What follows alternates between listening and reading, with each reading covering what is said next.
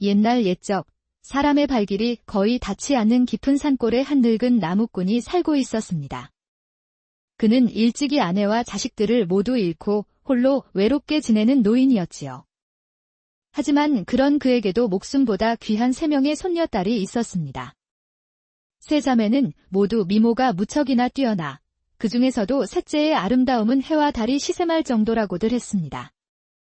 하지만 노인은 이토록 아리따운 손녀들을 두고도 늘 걱정이 많았지요. 집이 너무 가난하여 지참금을 마련할 돈이 없어 손녀들이 혼기가 꽉 차도록 시집을 못 가고 있었기 때문입니다. 그러던 어느 날 노인은 평소처럼 산에 올라 나무를 하고 있었습니다. 한참 동안 도끼질을 하던 그는 지쳐 나무 그루터기에 앉아 깊은 한숨을 내쉬었습니다. 거참. 나는 언제쯤 이 고생을 끝낼 수 있을꼬. 머리가 하얗게 새도록 도끼질을 해도 돈 한 푼 모으질 못했으니 나야 이렇게 살다 죽으면 그만이지만 우리 손녀들만큼은 좋은 곳에 시집가서 행복하게 살아야 할 텐데 이 할아비가 못나서 지참금도 마련해주지 못하고 아이고 이놈의 인생아 아이고. 바로 그때였습니다. 그의 앞에서 낯선 목소리가 들려왔지요. 어찌하여 나를 불렀는가? 노인이 깜짝 놀라 고개를 들어보니 눈앞에 흰옷을 입고 머리를 길게 늘어뜨린 젊은 사내가 서 있었습니다. 어잉. 누구시오? 그리고 내가 당신을 불렀다니 나는 부른 적이 없는데. 자네가 방금 다이고라고 하지 않았는가? 그건 그저 신세 한탄을 한 것뿐인데 무슨 소리를 하는 거요? 그렇다면 자네가 부른 게 맞네. 내 이름이 바로 아이고이니 말이야. 아이고. 그럼 내가 실수를 했구만. 아니, 그런데 이 사람아, 보아하니 내가 자네보다 2배는 더 산 것 같은데 어찌 내게 반말을 하는가? 자네의 나이가 몇이나 되지? 자네라니. 무려 60이 넘었다, 이놈아. 그렇다면 내가 600살이 넘었으니 내가 자네보다 10배는 더 살았구만. 나는 이 산의 산신령이라네. 노인은 그제야 사내의 발밑에 깔린 새하얀 구름과 비범한 외모를 보고는 널쭉 엎드렸습니다. 허이. 이 늙은이가 신령님을 몰라 뵙고 큰 실례를 범했습니다. 부디 한 번만 용서해 주십시오. 괜찮네. 그나저나 자네는 무엇이 그리 고달파 그리 신세 한탄을 하고 있었는가? 그것이 제 가여운 손녀딸 셋이 지참금이 없어 시집을 못 가고 있어 그렇습니다. 노인이 사연을 이야기하자 산신령이 말했습니다.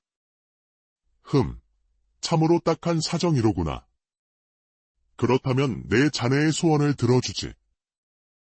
마침 나도 혼인할 색시를 구하고 있던 터 자네 손녀딸 중 하나를 내게 보내준다면 내 색시로 사마궁궐에서 함께 살도록 하겠네? 내일 이맘때쯤 이곳으로 와 나를 부르게.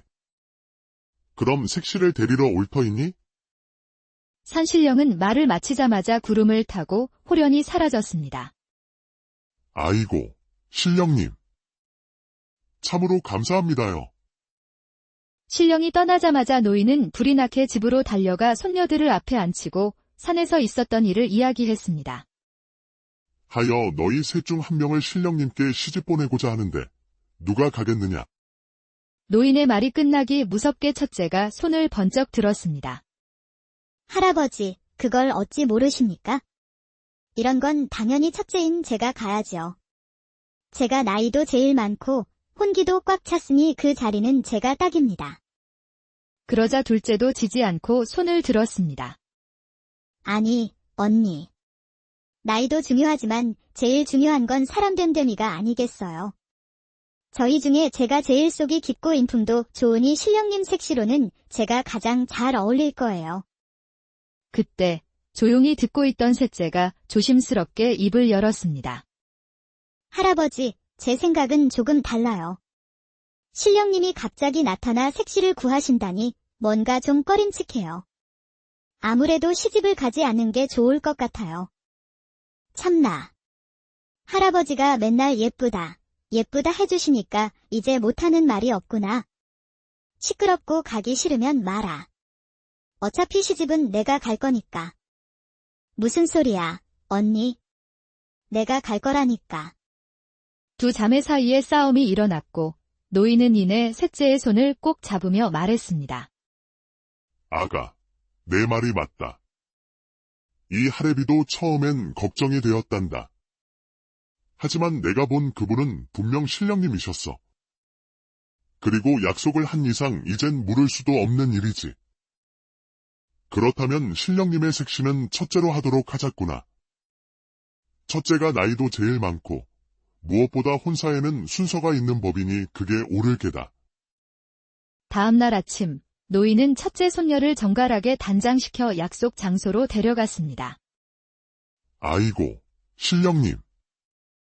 그러자 하늘에서 벼락 치는 소리가 들리더니 구름과 함께 산신령이 나타났습니다. 드디어 내 색시가 왔군. 첫째는 산신령의 잘생긴 얼굴에 입이 귀에 걸렸고 둘째는 질투심에 입을 삐죽거렸습니다. 혹시라도 나를 또 부를 일이 있다면 이곳으로 와 내 이름을 부르게. 내가 나타날 테니. 그럼 나는 이만 색시와 함께 가겠네. 얘들아, 이 언니는 간다. 잘 지내렴. 그렇게 산신령은 첫째와 함께 사라졌습니다. 그런데 그날부터 노인의 집에서는 매일같이 곡소리가 들려왔습니다. 흐엉. 할아버지. 저도 신령님께 시집 보내주세요. 보내달란 말이에요. 그 소리의 정체는 바로 둘째였습니다. 그녀는 밥도 먹지 않고 매일같이 울며 졸라댔지요. 아가, 울지 말 거라. 내게도 분명 신령님보다 더 좋은 짝이 나타날 거란다. 신령님보다 좋은 짝이 세상에 어디 있어요. 잘생겼지, 능력 좋지, 궁궐에 살지. 저도 신령님께 시집 보내주세요. 보내달라고요. 손녀를 보다 못한 노인은 결국 다시 산으로 올라가 산신령을 불렀습니다. 아이고, 신령님. 어찌하여 나를 불렀느냐? 아이고, 신령님. 우리 첫째 손녀는 잘 지내고 있습니까? 그야 물론이지. 좋은 음식을 많이 먹어서 그런가 달덩이처럼 더욱 예뻐졌다네. 그렇다니 참으로 다행입니다. 그런데 제가 염치 없는 부탁을 하나 더 드려도 될는지. 저희 둘째가 신령님께 시집가고 싶다고 밤낮으로 성화입니다. 혹시 그 아이도 색시로 삼아주실 수 있으신지? 내가 처음 자네의 소원을 들어줄 적에 손녀딸들이 시집을 잘 가게 해준다고 했으니 그 소원을 들어주는 것이 마땅하겠지. 잘 되었네. 내일 이 시간에 둘째 색시를 데려오게. 이튿날 아침, 노인은 둘째 손녀를 예쁘게 단장시켜 산으로 데려갔고 산신령이 나타나 그녀를 데려갔습니다. 아가, 몸 조심하고 언니와도 사이좋게 잘 지내거라. 할아비가 여기서 늘 기도하마. 언니, 항상 몸 조심하시고 잘 지내셔야 해요. 할아버지도 참, 기도할 게 뭐가 있어요. 이제 행복하게 지낼 일만 남았는데. 셋째야, 너도 잘 있으렴. 나는 잘 지낼 테니. 둘째가 떠난 뒤 노인은 막내 손녀와 함께 산을 내려왔습니다. 두 손녀가 떠난 집은 텅 빈 것처럼 느껴졌지요. 할아버지, 괜찮으세요? 셋째는 비록 제일 어렸지만 성품 또한 으뜸이어서 늘 할아버지를 먼저 생각하는 따뜻한 아이였습니다. 아가, 너 혼자 시집을 가지 못해 마음이 상하지는 않았느냐? 이 할아비가 능력이 없어 미안하구나. 아니에요, 할아버지. 저는 오히려 좋아요. 이제 할아버지랑 오붓하게 지낼 수 있잖아요. 그보다 출출하지 않으세요? 제가 감자 좀 삶아 올까요? 시간은 흘러 두 언니가 시집간 지 벌써 한 달이 넘었습니다. 그러던 어느 날 노인이 심각한 병에 걸려 자리에 눕고 말았습니다. 셋째가 온갖 정성을 다했지만 병세는 날이 갈수록 악화되었지요. 헛것을 보며, 저승사자님. 아직 데려가지 마십시오. 제게는 어린 손녀가 있습니다. 이를 지켜보던 셋째는 무언가 결심한 듯 자리에서 일어났습니다. 할아버지를 낫게 할 수 있는 건 그 방법밖에 없어. 다음 날 아침, 셋째는 해가 뜨기도 전에 산 위로 올라가 산신령을 불렀습니다. 아이고, 신령님. 무슨 일로 나를 불렀는가? 할아버지가 많이 아프십니다. 그 어떤 약을 써도 듣지 않고 이젠 헛것까지 보세요. 부디 할아버지를 살려주세요. 이리 간절히 부탁하는데 아니 들어줄 수가 있나? 내 할아버지를 살려주도록 하마. 다만 조건이 있다. 그것이 무엇입니까? 할아버지를 살려주시기만 한다면 무엇이든 따르겠습니다. 신령은 셋째의 얼굴을 어루만지며 말했습니다. 너도 내 색시가 되거라. 지난날 보아하니 자매들 중 내가 제일 아리답더구나. 어떠하냐? 셋째는 신령이 미색을 밝히는 것이 이상했지만 할아버지를 위해 고개를 끄덕였습니다. 저도 색시가 되겠습니다. 그러니 제발 할아버지를 살려주세요. 산신령은 환히 웃으며 품속에서 작은 약단지를 꺼내 주었습니다. 이 약을 내 할아버지에게 먹이거라. 그러면 반나절 안에 눈을 뜰 것이다. 나는 여기서 기다릴 테니 약을 먹인 뒤 곧장 이리로 돌아오거라. 셋째는 약을 받자마자 집으로 달려가 할아버지의 입에 약을 흘려 넣었습니다. 그러자 신기하게도 할아버지의 혈색이 돌아오기 시작했습니다. 셋째는 할아버지를 꼭 껴안았다가 이내 눈물을 머금고 편지를 썼습니다. 편직을, 할아버지, 저는 혼처를 찾아 떠납니다. 부디 오래오래 건강히 사시기를. 편지를 두고 다시 산으로 돌아간 셋째는 신령을 따라 구름을 타고 하늘로 올라갔습니다. 잠시 후 그녀의 눈앞에는 일평생 본 적 없는 화려한 궁궐이 펼쳐져 있었습니다. 하지만 이상하게도 그 넓은 궁궐 안에는 인기척이라곤 하나도 없었지요. 혹시 여기 다른 분들은 안 계시나요? 그리고 제 언니들은 어디에 있나요? 너의 언니들은 이웃궁에 구경을 갔다. 곧 돌아올 것이니 걱정 말거라. 자, 오늘 고생 많았으니 어서 와서 이것 좀 먹어보거라. 상 위에는 온갖 화려한 음식들이 차려져 있었습니다. 그런데 셋째는 음식을 먹는 신령의 모습을 보고 깜짝 놀라고 말았습니다. 그가 양손으로 음식을 집어 입을 크게 벌리고는 개걸스럽게 먹고 있었기 때문입니다. 왜 먹지를 않는 게냐? 그렇다면 이걸 좀 먹어보거라. 아주 맛있는 것이다. 순간 셋째는 제 눈을 의심했습니다. 접시 위에 올려진 것은 다름 아닌 살아있는 아기 까치였으니까요. 내 너를 위해 특별히 준비한 음식이니 어서 먹도록 하거라. 설마 내 정성을 무시하는 건 아니겠지. 내 잠시 외출할 일이 있어 밤에나 돌아올 것이다. 그 안에 반드시 이것을 먹도록 하거라. 내겐 무엇이든 들여다볼 수 있는 눈이 있으니 괜히 허튼 짓은 하지 말도록. 신령이 사라지자 셋째는 깊은 고민에 빠졌습니다. 이 불쌍한 아기 까치를 먹을 수도 없고, 그렇다고 신령님 말씀을 거역할 수도 없고. 한참을 고민하던 그녀는 무언가 좋은 생각이 떠오른 듯 자리를 박차고 일어났습니다. 그러면 되겠구나. 잠시 후 밤이 깊어지자 신령이 돌아왔습니다. 그래, 우리 색시. 내가 준비한 음식은 다 먹었나? 전부 먹었습니다. 무어라. 정말 다 먹었다고. 그렇다면 한번 확인해 봐야겠군. 신령이 눈을 크게 뜨자 그의 눈에서 붉은 기운이 뿜어져 나오며 셋째의 뱃속을 꿰뚫어 보았습니다. 그런데 이게 웬일인가요? 까치는 정말 셋째의 배 안에 있었습니다. 그걸 정말 먹었다니. 오늘에서야 믿을 만한 색시를 얻었구나. 그렇다면 너에게는 나의 본 모습을 보여줘도 되겠지. 순간 신령의 몸이 뒤틀리기 시작했습니다. 그의 잘생긴 얼굴은 녹아내리고 그 위로는 흉측한 뿔과 얼굴이 돋아났지요. 그는 다름 아닌 도깨비였던 것입니다. 이제껏 내 말을 따른 색시는 단 한 명도 없었는데 너는 나의 색시가 될 자격이 있구나. 너는 죽이지 아니하고 진정 내 색시로 삼아주마. 하! 도깨비가 사라지자 셋째는 그제야 안도의 한숨을 내쉬며 옷가지를 풀었습니다. 그러자 그 안에서 아기 까치가 나왔습니다. 그녀는 까치를 먹는 척하며 속치마를 뜯어 까치를 배에 감싸두어 도깨비의 눈을 속였던 것이지요. 다행이야. 들키지 않아서.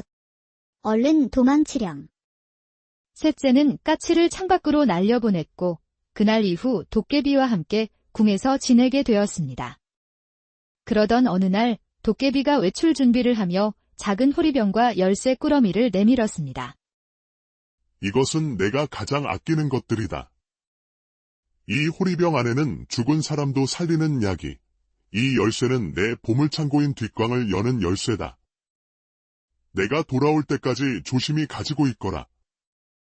도깨비가 떠나자 셋째는 혹시 그곳의 언니들이 하는 생각에 곧장 뒷광으로 향했습니다. 낡은 문을 열고 들어가자 끝이 보이지 않는 긴 공간 양옆으로 작은 칸막이들이 줄지어 있었습니다. 그녀가 칸을 열어보자 그 안에는 해골들만 가득했습니다. 안 돼. 언니들. 그녀는 울며 칸을 열어보던 중 아직 시신이 썩지 않은 젊은 사내를 발견했습니다. 셋째는 도깨비가 준 약을 떠올리고 희망을 담아 사내의 입에 약 한 방울을 흘려 넣었습니다. 그러자 사내가 신음소리를 내며 천천히 눈을 떴습니다. 당신이 나를 살려준 겁니까? 예, 그렇습니다. 그런데 어찌하여 이곳에 저는 암행어사입니다. 이 산에 사람을 해치는 도깨비가 있다는 소문을 듣고 왔다가 도리어 죽임을 당했지요. 이제 그놈에게 복수를 할 수 있겠군요. 안 됩니다. 그 자는 요술을 부리는 자예요. 무턱대고 덤볐다간 다시 죽고 말 겁니다.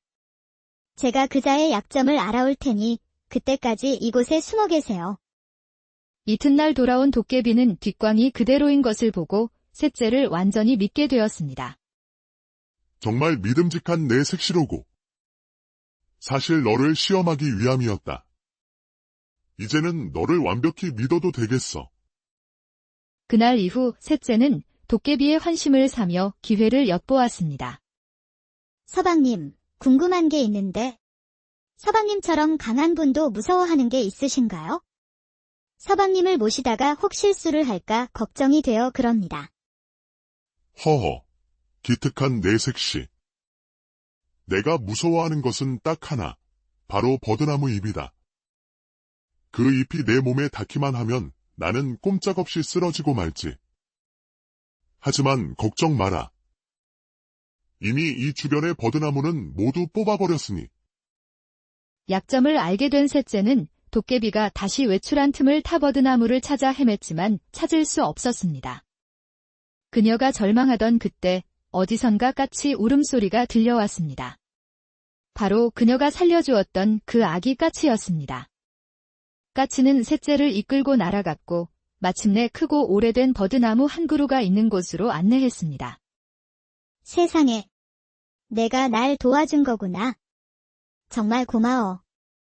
버드나무 가지를 꺾어 궁으로 돌아온 셋째는 마침 피곤해 지쳐 깊이 잠든 도깨비에게 살금살금 다가갔습니다. 그녀는 떨리는 손으로 버드립을 떼어 도깨비의 귀에 넣으려 했습니다. 바로 그 순간 지금 뭘 하는 게냐? 도깨비가 눈을 번쩍 뜨며 셋째의 손을 붙잡았지만 이미 때는 늦었습니다. 셋째가 다른 손으로 재빨리 도깨비의 귀에 버드립을 넣은 것이었지요. 으아! 도깨비는 고통스러운 비명을 지르며 바닥에 쓰러져 꼼짝도 하지 않았습니다. 셋째는 곧장 광으로 달려가 암행어사를 깨우고 언니들을 찾기 시작했습니다. 마침내 광 제일 마지막 칸에서 잠든 듯 누워있는 두 언니를 발견한 셋째는 약을 한 방울씩 떨어뜨려 그들을 살려냈습니다. 그렇게 세 자매와 암행어사는 무사히 도깨비의 궁궐을 옛날 옛적 사람의 발길이 거의 닿지 않는 깊은 산골에 한 늙은 나무꾼이 살고 있었습니다. 그는 일찍이 아내와 자식들을 모두 잃고 홀로 외롭게 지내는 노인이었지요. 하지만 그런 그에게도 목숨보다 귀한 3명의 손녀딸이 있었습니다. 세 자매는 모두 미모가 무척이나 뛰어나 그 중에서도 셋째의 아름다움은 해와 달이 시샘할 정도라고들 했습니다. 하지만 노인은 이토록 아리따운 손녀들을 두고도 늘 걱정이 많았지요. 집이 너무 가난하여 지참금을 마련할 돈이 없어 손녀들이 혼기가 꽉 차도록 시집을 못 가고 있었기 때문입니다. 그러던 어느 날 노인은 평소처럼 산에 올라 나무를 하고 있었습니다. 한참 동안 도끼질을 하던 그는 지쳐 나무 그루터기에 앉아 깊은 한숨을 내쉬었습니다. 거참. 나는 언제쯤 이 고생을 끝낼 수 있을꼬. 머리가 하얗게 새도록 도끼질을 해도 돈 한 푼 모으질 못했으니 나야 이렇게 살다 죽으면 그만이지만 우리 손녀들만큼은 좋은 곳에 시집가서 행복하게 살아야 할 텐데 이 할아비가 못나서 지참금도 마련해주지 못하고 아이고 이놈의 인생아 아이고. 바로 그때였습니다.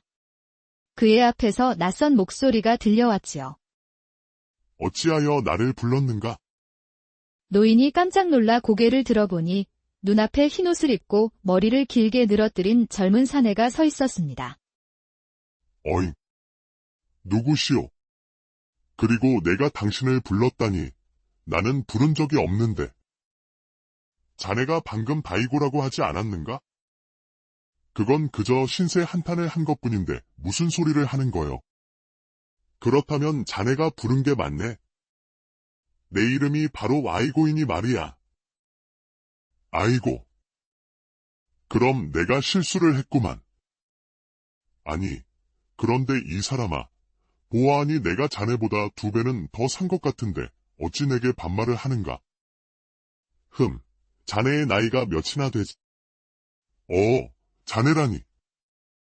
무려 60이 넘었다, 이놈아. 그렇다면 내가 600살이 넘었으니 내가 자네보다 10배는 더 살았구만. 나는 이 산의 산신령이라네. 노인은 그제야 사내의 발밑에 깔린 새하얀 구름과 비범한 외모를 보고는 널쭉 엎드렸습니다. 허이. 이 늙은이가 신령님을 몰라 뵙고 큰 실례를 범했습니다. 부디 한 번만 용서해 주십시오. 괜찮네.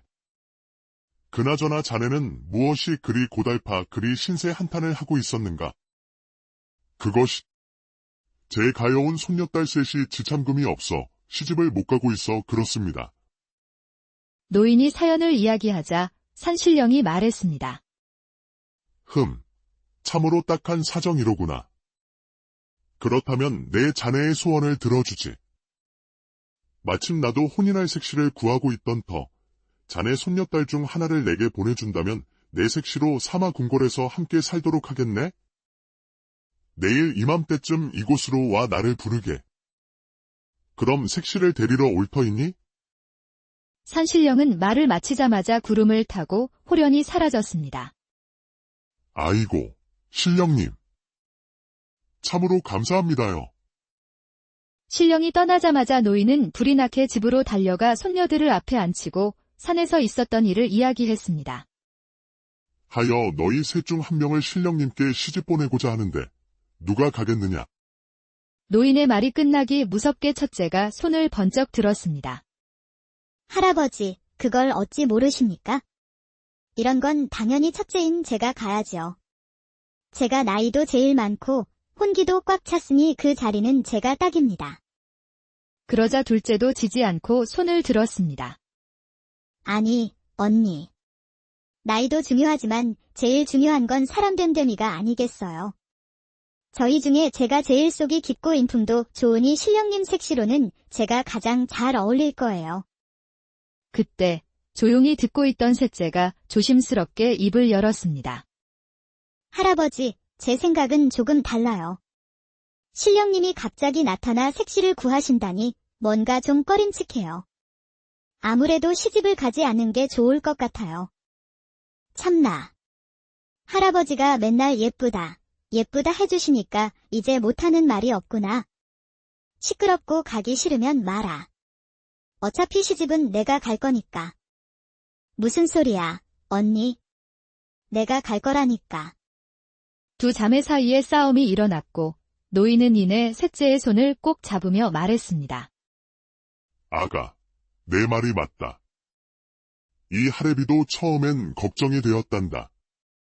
하지만 내가 본 그분은 분명 신령님이셨어.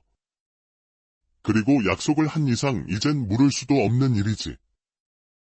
그렇다면 신령님의 색시는 첫째로 하도록 하자꾸나. 첫째가 나이도 제일 많고 무엇보다 혼사에는 순서가 있는 법이니 그게 옳을 게다.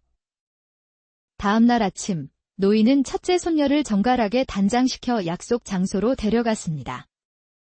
아이고, 신령님. 그러자 하늘에서 벼락 치는 소리가 들리더니 구름과 함께 산신령이 나타났습니다. 드디어 내 색시가 왔군. 첫째는 산신령의 잘생긴 얼굴에 입이 귀에 걸렸고 둘째는 질투심에 입을 삐죽거렸습니다. 혹시라도 나를 또 부를 일이 있다면 이곳으로 와 내 이름을 부르게. 내가 나타날 테니. 그럼 나는 이만 색시와 함께 가겠네. 얘들아, 이 언니는 간다. 잘 지내렴. 그렇게 산신령은 첫째와 함께 사라졌습니다. 그런데 그날부터 노인의 집에서는 매일같이 곡소리가 들려왔습니다. 흐엉. 할아버지. 저도 신령님께 시집 보내주세요. 보내달란 말이에요. 그 소리의 정체는 바로 둘째였습니다. 그녀는 밥도 먹지 않고 매일같이 울며 졸라댔지요. 아가, 울지 말 거라. 내게도 분명 신령님보다 더 좋은 짝이 나타날 거란다. 신령님보다 좋은 짝이 세상에 어디 있어요. 잘생겼지, 능력 좋지, 궁궐에 살지. 저도 신령님께 시집 보내주세요. 보내달라고요. 손녀를 보다 못한 노인은 결국 다시 산으로 올라가 산신령을 불렀습니다. 아이고, 신령님. 어찌하여 나를 불렀느냐? 아이고, 신령님. 우리 첫째 손녀는 잘 지내고 있습니까? 그야 물론이지. 좋은 음식을 많이 먹어서 그런가 달덩이처럼 더욱 예뻐졌다네. 그렇다니 참으로 다행입니다. 그런데 제가 염치 없는 부탁을 하나 더 드려도 될는지. 저희 둘째가 신령님께 시집가고 싶다고 밤낮으로 성화입니다. 혹시 그 아이도 색시로 삼아주실 수 있으신지. 내가 처음 자네의 소원을 들어줄 적에 손녀딸들이 시집을 잘 가게 해준다고 했으니 그 소원을 들어주는 것이 마땅하겠지. 잘 되었네. 내일 이 시간에 둘째 색시를 데려오게. 이튿날 아침, 노인은 둘째 손녀를 예쁘게 단장시켜 산으로 데려갔고 산신령이 나타나 그녀를 데려갔습니다. 아가, 몸 조심하고 언니와도 사이좋게 잘 지내거라. 할아비가 여기서 늘 기도하마. 언니, 항상 몸 조심하시고 잘 지내셔야 해요. 할아버지도 참, 기도할 게 뭐가 있어요. 이제 행복하게 지낼 일만 남았는데. 셋째야, 너도 잘 있으렴. 나는 잘 지낼 테니. 둘째가 떠난 뒤 노인은 막내 손녀와 함께 산을 내려왔습니다. 두 손녀가 떠난 집은 텅 빈 것처럼 느껴졌지요. 할아버지, 괜찮으세요? 셋째는 비록 제일 어렸지만 성품 또한 으뜸이어서 늘 할아버지를 먼저 생각하는 따뜻한 아이였습니다. 아가, 너 혼자 시집을 가지 못해 마음이 상하지는 않았느냐? 이 할아비가 능력이 없어 미안하구나. 아니에요, 할아버지. 저는 오히려 좋아요. 이제 할아버지랑 오붓하게 지낼 수 있잖아요. 그보다 출출하지 않으세요? 제가 감자 좀 삶아 올까요? 시간은 흘러 두 언니가 시집간 지 벌써 한 달이 넘었습니다. 그러던 어느 날 노인이 심각한 병에 걸려 자리에 눕고 말았습니다. 셋째가 온갖 정성을 다했지만 병세는 날이 갈수록 악화되었지요. 헛것을 보며, 저승사자님. 아직 데려가지 마십시오. 제게는 어린 손녀가 있습니다. 이를 지켜보던 셋째는 무언가 결심한 듯 자리에서 일어났습니다. 할아버지를 낫게 할 수 있는 건 그 방법밖에 없어. 다음 날 아침, 셋째는 해가 뜨기도 전에 산 위로 올라가 산신령을 불렀습니다. 아이고, 신령님. 무슨 일로 나를 불렀는가? 할아버지가 많이 아프십니다. 그 어떤 약을 써도 듣지 않고 이젠 헛것까지 보세요. 부디 할아버지를 살려주세요. 이리 간절히 부탁하는데 아니 들어줄 수가 있나? 내 할아버지를 살려주도록 하마. 다만 조건이 있다. 그것이 무엇입니까? 할아버지를 살려주시기만 한다면 무엇이든 따르겠습니다. 신령은 셋째의 얼굴을 어루만지며 말했습니다. 너도 내 색시가 되거라. 지난날 보아하니 자매들 중 내가 제일 아리답더구나. 어떠하냐? 셋째는 신령이 미색을 밝히는 것이 이상했지만 할아버지를 위해 고개를 끄덕였습니다. 저도 색시가 되겠습니다. 그러니 제발 할아버지를 살려주세요. 산신령은 환히 웃으며 품속에서 작은 약단지를 꺼내 주었습니다. 이 약을 내 할아버지에게 먹이거라. 그러면 반나절 안에 눈을 뜰 것이다. 나는 여기서 기다릴 테니 약을 먹인 뒤 곧장 이리로 돌아오거라. 셋째는 약을 받자마자 집으로 달려가 할아버지의 입에 약을 흘려 넣었습니다. 그러자 신기하게도 할아버지의 혈색이 돌아오기 시작했습니다. 셋째는 할아버지를 꼭 껴안았다가 이내 눈물을 머금고 편지를 썼습니다. 편직을, 할아버지, 저는 혼처를 찾아 떠납니다. 부디 오래오래 건강히 사시기를. 편지를 두고 다시 산으로 돌아간 셋째는 신령을 따라 구름을 타고 하늘로 올라갔습니다. 잠시 후 그녀의 눈앞에는 일평생 본 적 없는 화려한 궁궐이 펼쳐져 있었습니다. 하지만 이상하게도 그 넓은 궁궐 안에는 인기척이라곤 하나도 없었지요. 혹시 여기 다른 분들은 안 계시나요? 그리고 제 언니들은 어디에 있나요? 너의 언니들은 이웃궁에 구경을 갔다. 곧 돌아올 것이니 걱정 말 거라. 자, 오늘 고생 많았으니 어서 와서 이것 좀 먹어보거라. 상 위에는 온갖 화려한 음식들이 차려져 있었습니다. 그런데 셋째는 음식을 먹는 신령의 모습을 보고 깜짝 놀라고 말았습니다. 그가 양손으로 음식을 집어 입을 크게 벌리고는 개걸스럽게 먹고 있었기 때문입니다. 왜 먹지를 않는 게냐? 그렇다면 이걸 좀 먹어보거라. 아주 맛있는 것이다. 순간 셋째는 제 눈을 의심했습니다. 접시 위에 올려진 것은 다름 아닌 살아있는 아기 까치였으니까요. 내 너를 위해 특별히 준비한 음식이니 어서 먹도록 하거라. 설마 내 정성을 무시하는 건 아니겠지. 내 잠시 외출할 일이 있어 밤에나 돌아올 것이다. 그 안에 반드시 이것을 먹도록 하거라. 내겐 무엇이든 들여다볼 수 있는 눈이 있으니 괜히 허튼 짓은 하지 말도록. 신령이 사라지자 셋째는 깊은 고민에 빠졌습니다. 이 불쌍한 아기 까치를 먹을 수도 없고, 그렇다고 신령님 말씀을 거역할 수도 없고. 한참을 고민하던 그녀는 무언가 좋은 생각이 떠오른 듯 자리를 박차고 일어났습니다. 그러면 되겠구나. 잠시 후 밤이 깊어지자 신령이 돌아왔습니다. 그래, 우리 색시. 내가 준비한 음식은 다 먹었나? 전부 먹었습니다. 무어라. 정말 다 먹었다고. 그렇다면 한번 확인해 봐야겠군. 신령이 눈을 크게 뜨자 그의 눈에서 붉은 기운이 뿜어져 나오며 셋째의 뱃속을 꿰뚫어 보았습니다. 그런데 이게 웬일인가요? 까치는 정말 셋째의 배 안에 있었습니다. 그걸 정말 먹었다니. 오늘에서야 믿을 만한 색시를 얻었구나. 그렇다면 너에게는 나의 본 모습을 보여줘도 되겠지. 순간 신령의 몸이 뒤틀리기 시작했습니다. 그의 잘생긴 얼굴은 녹아내리고 그 위로는 흉측한 뿔과 얼굴이 돋아났지요. 그는 다름 아닌 도깨비였던 것입니다. 이제껏 내 말을 따른 색시는 단 한 명도 없었는데 너는 나의 색시가 될 자격이 있구나. 너는 죽이지 아니하고 진정 내 색시로 삼아주마. 하! 도깨비가 사라지자 셋째는 그제야 안도의 한숨을 내쉬며 옷가지를 풀었습니다. 그러자 그 안에서 아기 까치가 나왔습니다. 그녀는 까치를 먹는 척하며 속치마를 뜯어 까치를 배에 감싸두어 도깨비의 눈을 속였던 것이지요. 다행이야. 들키지 않아서. 얼른 도망치렴.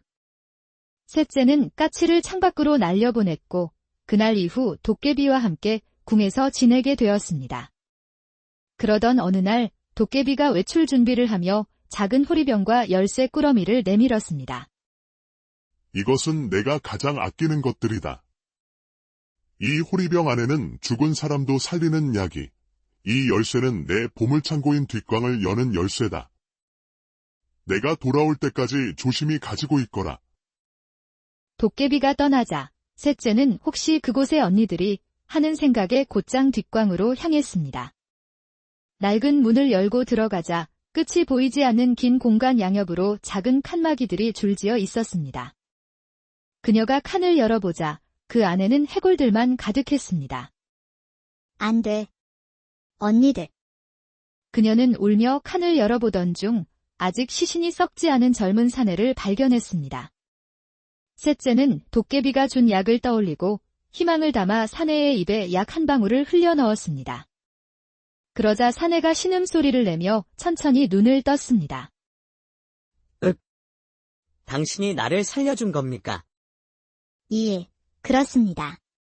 그런데 어찌하여 이곳에 저는 암행어사입니다. 이 산에 사람을 해치는 도깨비가 있다는 소문을 듣고 왔다가 도리어 죽임을 당했지요. 이제 그놈에게 복수를 할 수 있겠군요. 안 됩니다. 그 자는 요술을 부리는 자예요. 무턱대고 덤볐다간 다시 죽고 말 겁니다. 제가 그 자의 약점을 알아올 테니 그때까지 이곳에 숨어 계세요. 이튿날 돌아온 도깨비는 뒷광이 그대로인 것을 보고 셋째를 완전히 믿게 되었습니다. 정말 믿음직한 내 색시로고. 사실 너를 시험하기 위함이었다. 이제는 너를 완벽히 믿어도 되겠어. 그날 이후 셋째는 도깨비의 환심을 사며 기회를 엿보았습니다. 서방님, 궁금한 게 있는데 서방님처럼 강한 분도 무서워하는 게 있으신가요? 서방님을 모시다가 혹 실수를 할까 걱정이 되어 그럽니다. 허허, 기특한 내 색시. 내가 무서워하는 것은 딱 하나, 바로 버드나무 잎이다. 그 잎이 내 몸에 닿기만 하면 나는 꼼짝없이 쓰러지고 말지. 하지만 걱정 마라. 이미 이 주변의 버드나무는 모두 뽑아버렸으니. 약점을 알게 된 셋째는 도깨비가 다시 외출한 틈을 타 버드나무를 찾아 헤맸지만 찾을 수 없었습니다. 그녀가 절망하던 그때 어디선가 까치 울음소리가 들려왔습니다. 바로 그녀가 살려주었던 그 아기 까치였습니다. 까치는 셋째를 이끌고 날아갔고 마침내 크고 오래된 버드나무 한 그루가 있는 곳으로 안내했습니다. 세상에, 내가 날 도와준 거구나. 정말 고마워. 버드나무 가지를 꺾어 궁으로 돌아온 셋째는 마침 피곤해 지쳐 깊이 잠든 도깨비에게 살금살금 다가갔습니다. 그녀는 떨리는 손으로 버드립을 떼어 도깨비의 귀에 넣으려 했습니다. 바로 그 순간 지금 뭘 하는 게냐? 도깨비가 눈을 번쩍 뜨며 셋째의 손을 붙잡았지만 이미 때는 늦었습니다. 셋째가 다른 손으로 재빨리 도깨비의 귀에 버드립을 넣은 것이었지요. 으아! 도깨비는 고통스러운 비명을 지르며 바닥에 쓰러져 꼼짝도 하지 않았습니다. 셋째는 곧장 광으로 달려가 암행어사를 깨우고 언니들을 찾기 시작했습니다. 마침내 광 제일 마지막 칸에서 잠든 듯 누워있는 두 언니를 발견한 셋째는 약을 한 방울씩 떨어뜨려 그들을 살려냈습니다. 그렇게 세 자매와 암행어사는 무사히 도깨비의 궁궐을 옛날 옛적 사람의 발길이 거의 닿지 않는 깊은 산골에 한 늙은 나무꾼이 살고 있었습니다. 그는 일찍이 아내와 자식들을 모두 잃고 홀로 외롭게 지내는 노인이었지요.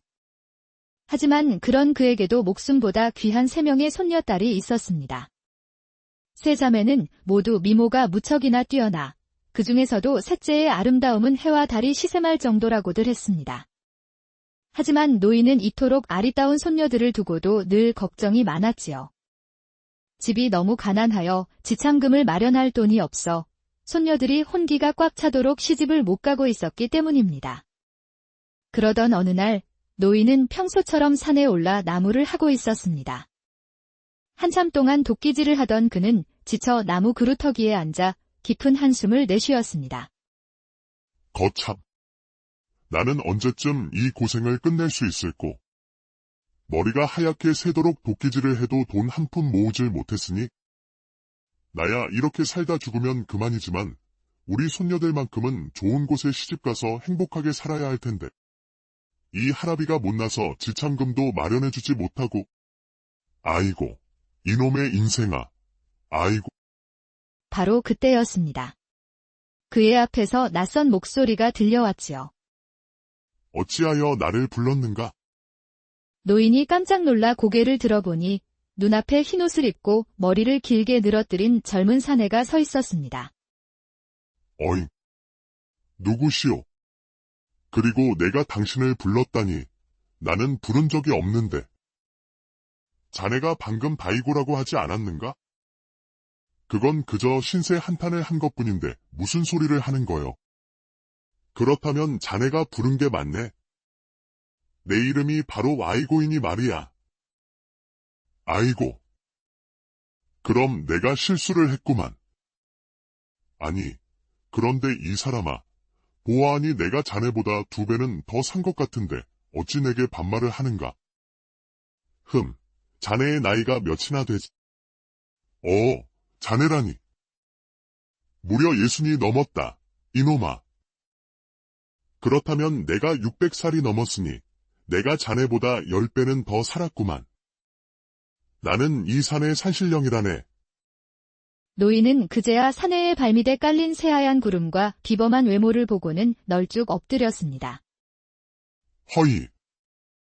이 늙은이가 신령님을 몰라 뵙고 큰 실례를 범했습니다. 부디 한 번만 용서해 주십시오. 괜찮네. 그나저나 자네는 무엇이 그리 고달파 그리 신세 한탄을 하고 있었는가? 그것이 제 가여운 손녀딸 셋이 지참금이 없어 시집을 못 가고 있어 그렇습니다. 노인이 사연을 이야기하자 산신령이 말했습니다. 참으로 딱한 사정이로구나. 그렇다면 내 자네의 소원을 들어주지. 마침 나도 혼인할 색시를 구하고 있던 터, 자네 손녀딸 중 하나를 내게 보내준다면 내 색시로 사마궁궐에서 함께 살도록 하겠네? 내일 이맘때쯤 이곳으로 와 나를 부르게. 그럼 색시를 데리러 올 터이니? 산신령은 말을 마치자마자 구름을 타고 호련히 사라졌습니다. 아이고, 신령님. 참으로 감사합니다요. 신령이 떠나자마자 노인은 불이 나게 집으로 달려가 손녀들을 앞에 앉히고 산에서 있었던 일을 이야기했습니다. 하여 너희 셋 중 한 명을 신령님께 시집 보내고자 하는데 누가 가겠느냐?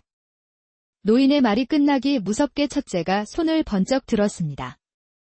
할아버지, 그걸 어찌 모르십니까? 이런 건 당연히 첫째인 제가 가야지요. 제가 나이도 제일 많고 혼기도 꽉 찼으니 그 자리는 제가 딱입니다. 그러자 둘째도 지지 않고 손을 들었습니다. 아니, 언니. 나이도 중요하지만 제일 중요한 건 사람된 데미가 아니겠어요. 저희 중에 제가 제일 속이 깊고 인품도 좋으니 신령님 색시로는 제가 가장 잘 어울릴 거예요. 그때 조용히 듣고 있던 셋째가 조심스럽게 입을 열었습니다. 할아버지, 제 생각은 조금 달라요. 신령님이 갑자기 나타나 색시를 구하신다니 뭔가 좀 꺼림칙해요. 아무래도 시집을 가지 않는 게 좋을 것 같아요. 참나. 할아버지가 맨날 예쁘다, 예쁘다 해주시니까 이제 못하는 말이 없구나. 시끄럽고 가기 싫으면 말아. 어차피 시집은 내가 갈 거니까. 무슨 소리야, 언니. 내가 갈 거라니까.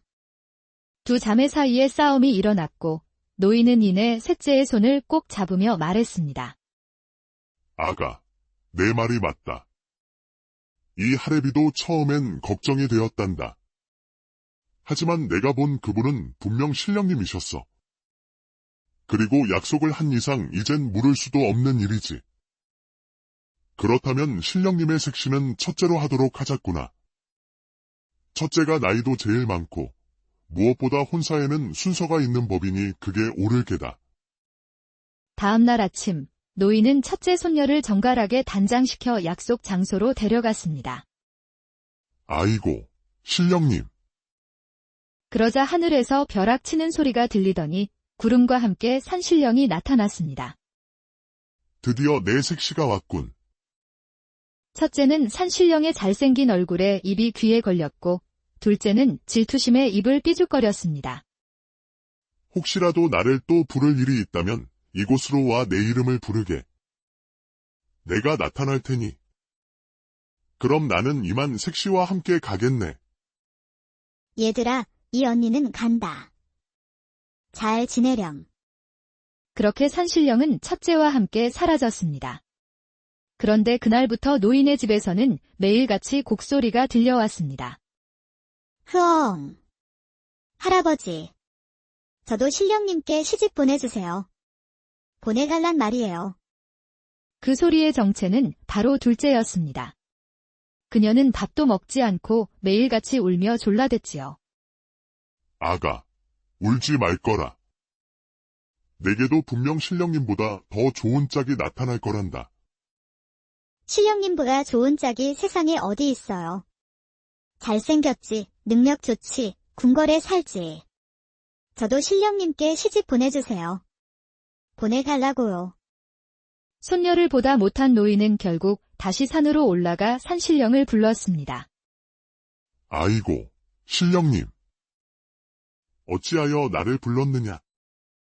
아이고, 신령님. 우리 첫째 손녀는 잘 지내고 있습니까? 그야 물론이지.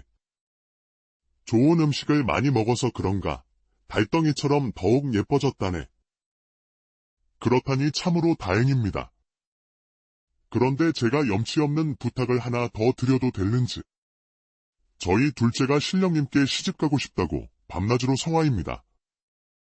혹시 그 아이도 색시로 삼아주실 수 있으신지. 내가 처음 자네의 소원을 들어줄 적에 손녀딸들이 시집을 잘 가게 해준다고 했으니 그 소원을 들어주는 것이 마땅하겠지. 잘 되었네. 내일 이 시간에 둘째 색시를 데려오게. 이튿날 아침, 노인은 둘째 손녀를 예쁘게 단장시켜 산으로 데려갔고 산신령이 나타나 그녀를 데려갔습니다. 아가, 몸 조심하고 언니와도 사이좋게 잘 지내거라. 할아비가 여기서 늘 기도하마. 언니, 항상 몸 조심하시고 잘 지내셔야 해요. 할아버지도 참, 기도할 게 뭐가 있어요. 이제 행복하게 지낼 일만 남았는데. 셋째야, 너도 잘 있으렴. 나는 잘 지낼 테니. 둘째가 떠난 뒤 노인은 막내 손녀와 함께 산을 내려왔습니다. 두 손녀가 떠난 집은 텅 빈 것처럼 느껴졌지요. 할아버지, 괜찮으세요? 셋째는 비록 제일 어렸지만 성품 또한 으뜸이어서 늘 할아버지를 먼저 생각하는 따뜻한 아이였습니다. 아가, 너 혼자 시집을 가지 못해 마음이 상하지는 않았느냐? 이 할아비가 능력이 없어 미안하구나. 아니에요, 할아버지. 저는 오히려 좋아요. 이제 할아버지랑 오붓하게 지낼 수 있잖아요. 그보다 출출하지 않으세요? 제가 감자 좀 삶아 올까요? 시간은 흘러 두 언니가 시집간 지 벌써 한 달이 넘었습니다. 그러던 어느 날 노인이 심각한 병에 걸려 자리에 눕고 말았습니다. 셋째가 온갖 정성을 다했지만 병세는 날이 갈수록 악화되었지요. 헛것을 보며 저승사자님, 아직 데려가지 마십시오. 제게는 어린 손녀가 있습니다. 이를 지켜보던 셋째는 무언가 결심한 듯 자리에서 일어났습니다. 할아버지를 낫게 할 수 있는 건 그 방법밖에 없어. 다음 날 아침, 셋째는 해가 뜨기도 전에 산 위로 올라가 산신령을 불렀습니다. 아이고, 신령님. 무슨 일로 나를 불렀는가? 할아버지가 많이 아프십니다. 그 어떤 약을 써도 듣지 않고 이젠 헛것까지 보세요. 부디 할아버지를 살려주세요.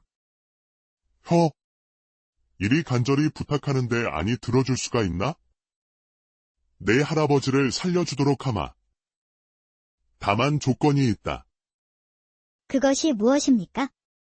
할아버지를 살려주시기만 한다면 무엇이든 따르겠습니다.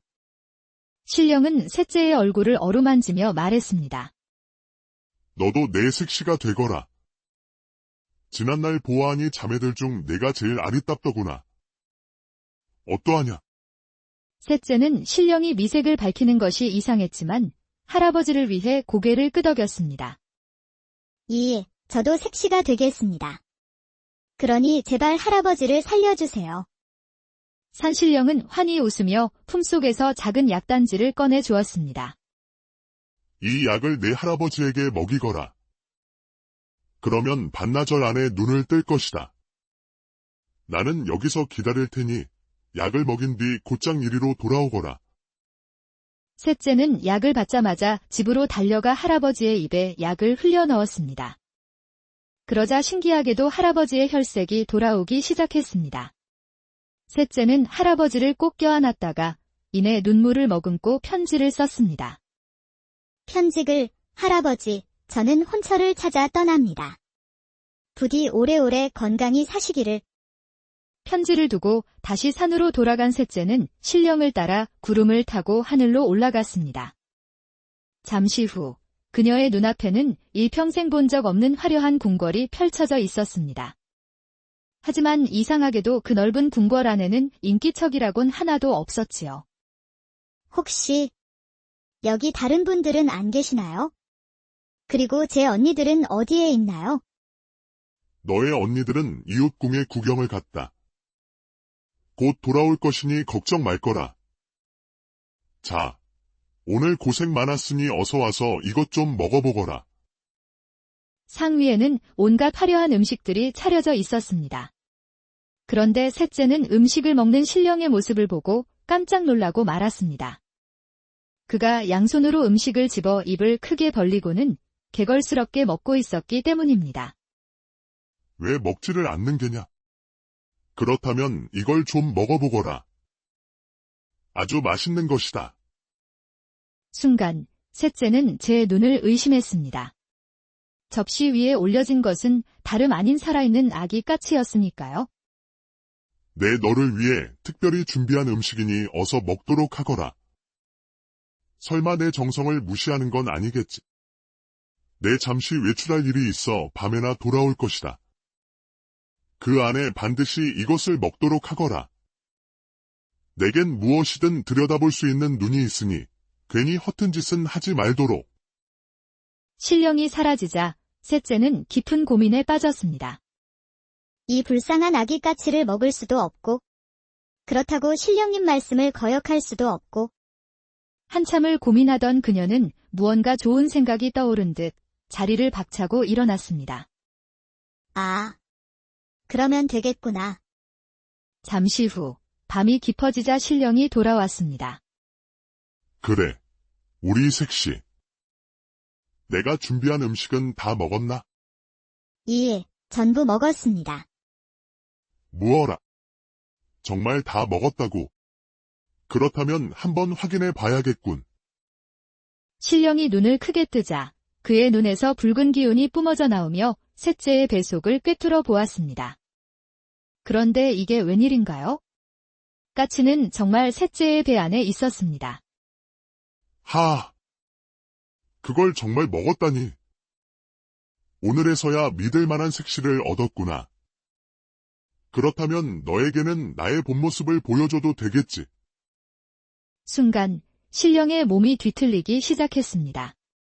그의 잘생긴 얼굴은 녹아내리고 그 위로는 흉측한 뿔과 얼굴이 돋아났지요. 그는 다름 아닌 도깨비였던 것입니다. 이제껏 내 말을 따른 색시는 단 한 명도 없었는데 너는 나의 색시가 될 자격이 있구나. 너는 죽이지 아니하고 진정 내 색시로 삼아주마. 하! 도깨비가 사라지자 셋째는 그제야 안도의 한숨을 내쉬며 옷가지를 풀었습니다. 그러자 그 안에서 아기 까치가 나왔습니다. 그녀는 까치를 먹는 척하며 속치마를 뜯어 까치를 배에 감싸두어 도깨비의 눈을 속였던 것이지요. 다행이야. 들키지 않아서. 얼른 도망치렴. 셋째는 까치를 창밖으로 날려보냈고 그날 이후 도깨비와 함께 궁에서 지내게 되었습니다. 그러던 어느 날 도깨비가 외출 준비를 하며 작은 호리병과 열쇠 꾸러미를 내밀었습니다. 이것은 내가 가장 아끼는 것들이다. 이 호리병 안에는 죽은 사람도 살리는 약이, 이 열쇠는 내 보물창고인 뒷광을 여는 열쇠다. 내가 돌아올 때까지 조심히 가지고 있거라. 도깨비가 떠나자 셋째는 혹시 그곳의 언니들이 하는 생각에 곧장 뒷광으로 향했습니다. 낡은 문을 열고 들어가자 끝이 보이지 않는 긴 공간 양옆으로 작은 칸막이들이 줄지어 있었습니다. 그녀가 칸을 열어보자 그 안에는 해골들만 가득했습니다. 안 돼. 언니들. 그녀는 울며 칸을 열어보던 중 아직 시신이 썩지 않은 젊은 사내를 발견했습니다. 셋째는 도깨비가 준 약을 떠올리고 희망을 담아 사내의 입에 약 한 방울을 흘려 넣었습니다. 그러자 사내가 신음소리를 내며 천천히 눈을 떴습니다. 당신이 나를 살려준 겁니까? 예, 그렇습니다. 그런데 어찌하여 이곳에 저는 암행어사입니다. 이 산에 사람을 해치는 도깨비가 있다는 소문을 듣고 왔다가 도리어 죽임을 당했지요. 이제 그놈에게 복수를 할 수 있겠군요. 안 됩니다. 그 자는 요술을 부리는 자예요. 무턱대고 덤볐다간 다시 죽고 말 겁니다. 제가 그 자의 약점을 알아올 테니 그때까지 이곳에 숨어 계세요. 이튿날 돌아온 도깨비는 뒷광이 그대로인 것을 보고 셋째를 완전히 믿게 되었습니다. 정말 믿음직한 내 색시로고. 사실 너를 시험하기 위함이었다. 이제는 너를 완벽히 믿어도 되겠어. 그날 이후 셋째는 도깨비의 환심을 사며 기회를 엿보았습니다. 서방님, 궁금한 게 있는데 서방님처럼 강한 분도 무서워하는 게 있으신가요? 서방님을 모시다가 혹 실수를 할까 걱정이 되어 그럽니다. 허허, 기특한 내 색시. 내가 무서워하는 것은 딱 하나, 바로 버드나무 잎이다. 그 잎이 내 몸에 닿기만 하면 나는 꼼짝없이 쓰러지고 말지. 하지만 걱정 마라. 이미 이 주변의 버드나무는 모두 뽑아버렸으니. 약점을 알게 된 셋째는 도깨비가 다시 외출한 틈을 타 버드나무를 찾아 헤맸지만 찾을 수 없었습니다. 그녀가 절망하던 그때 어디선가 까치 울음소리가 들려왔습니다. 바로 그녀가 살려주었던 그 아기 까치였습니다. 까치는 셋째를 이끌고 날아갔고 마침내 크고 오래된 버드나무 한 그루가 있는 곳으로 안내했습니다. 세상에, 내가 날 도와준 거구나. 정말 고마워. 버드나무 가지를 꺾어 궁으로 돌아온 셋째는 마침 피곤해 지쳐 깊이 잠든 도깨비에게 살금살금 다가갔습니다. 그녀는 떨리는 손으로 버드립을 떼어 도깨비의 귀에 넣으려 했습니다. 바로 그 순간 지금 뭘 하는 게냐? 도깨비가 눈을 번쩍 뜨며 셋째의 손을 붙잡았지만 이미 때는 늦었습니다. 셋째가 다른 손으로 재빨리 도깨비의 귀에 버드립을 넣은 것이었지요. 으아! 도깨비는 고통스러운 비명을 지르며 바닥에 쓰러져 꼼짝도 하지 않았습니다. 셋째는 곧장 광으로 달려가 암행어사를 깨우고 언니들을 찾기 시작했습니다. 마침내 광 제일 마지막 칸에서 잠든 듯 누워있는 두 언니를 발견한 셋째는 약을 한 방울씩 떨어뜨려 그들을 살려냈습니다. 그렇게 세 자매와 암행어사는 무사히 도깨비의 궁궐을 옛날 옛적 사람의 발길이 거의 닿지 않는 깊은 산골에 한 늙은 나무꾼이 살고 있었습니다. 그는 일찍이 아내와 자식들을 모두 잃고 홀로 외롭게 지내는 노인이었지요. 하지만